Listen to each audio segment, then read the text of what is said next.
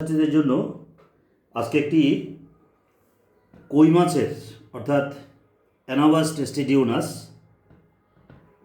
তার সারসংজ্ঞ নিয়ে একটু আলোচনা করব এবং সেটা হাতে কলমে দেখার চেষ্টা করছি আমরা। যে এমনিতে আমরা জানি যে মাছের সারসংজ্ঞের নাম ফুলকা। এই কই মাছেরও সারসংজ্ঞ ফুলকা। এই যে ফুলকাগুলি দেখা যায় পরিষ্কার, কানকুয়ার নিচে থাকে। কিন্তু কই মাছের একটা আলাদা শ্বাসযন্ত্র থাকে, অর্থাৎ অতিরিক্ত শ্বাসযন্ত্র, অ্যাসেসরি রেসপিরেটরি অর্গান থাকে, যার সাহায্যে তারা ডাঙ্গাতেও অনেকক্ষণ বেঁচে থাকতে পারে। তো ফুলকা ছাড়া যে অতিরিক্ত শ্বাসযন্ত্র যেটা আছে, এটাকে আমরা একটু দেখার চেষ্টা করব কীরকম দেখতে। এটা আমরা দেখছি এখানে কেমন দেখা যায়, দেখি আমরা।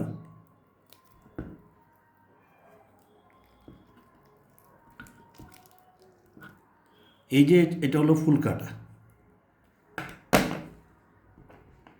এই জায়গাটা হলো তার ফুলকা, এগুলি ফুলকা। এই ফুলকাটার নিচেই আমরা দেখব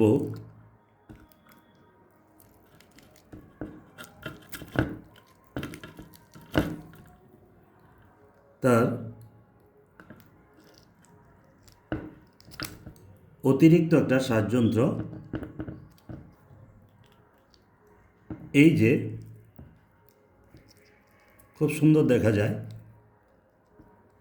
গোলাপ ফুলের মতো এই যে শ্বাসযন্ত্রটা, এই যে এটা গোলাপ ফুলের মতো দেখা যায়, খুব সুন্দর। এটা কই মাছের অতিরিক্ত শ্বাসযন্ত্র।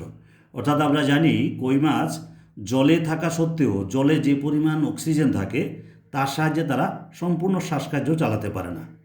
তার জন্য তাদের একটা ফুলকা ছাড়াও, গিলস ছাড়াও একটা অতিরিক্ত শ্বাসযন্ত্রের প্রয়োজন হয়, যেটা দেখতে অনেকটা পরিষ্কার দেখা যায়, একটা গোলাপ ফুলের মতো, খুব সুন্দর একটা গোলাপ ফুলের মতো দেখা যায়, যেটার সাহায্যে তারা বায়ুমণ্ডল থেকেও অক্সিজেন গ্রহণ করতে পারে। এই কারণে এই মাছগুলিকে আমরা ডাঙ্গাতে অনেকক্ষণ বাঁচিয়ে রাখতে পারি, যার ফলে এই কই মাছ বা অ্যানাবাস টেস্টিডিওনাসকে আমরা জিওল মাছও বলি। এরকম আরও কয়েকটা মাছ আছে, শিং মাছ, মাগুর মাছ, তাদেরও অতিরিক্ত শ্বাসযন্ত্র থাকে, তাই তারা ডাঙ্গাতে অনেকক্ষণ বেঁচে থাকতে পারে। তো কই মাছের অতিরিক্ত শ্বাসযন্ত্রটা দেখতে কীরকম? গোলাপ ফুলের মতো দেখতে, খুব সুন্দর দেখা যায়। তো যদি প্রশ্ন আসে যে কই মাছের শ্বাসযন্ত্রের নাম কি, ফুলকা তো থাকবেই, তার সঙ্গে তার একটা অতিরিক্ত শ্বাসযন্ত্র, অ্যাসেসরি রেসপিরেটরি অর্গানস থাকে, এর সাহায্যে তারা বায়ুমণ্ডল থেকে অক্সিজেন নিতে পারে। আশা করি তোমাদের বুঝতে কোনো অসুবিধা হয় না। সবাই ভালো থাকবে।